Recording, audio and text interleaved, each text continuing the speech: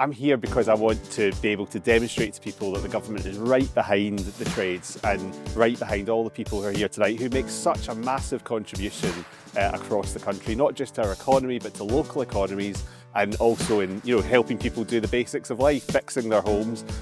So tonight I think my favourite part was seeing the trades with the emotion that they have, seeing them clap each other even when they haven't won, seeing the genuine pride in what they've achieved.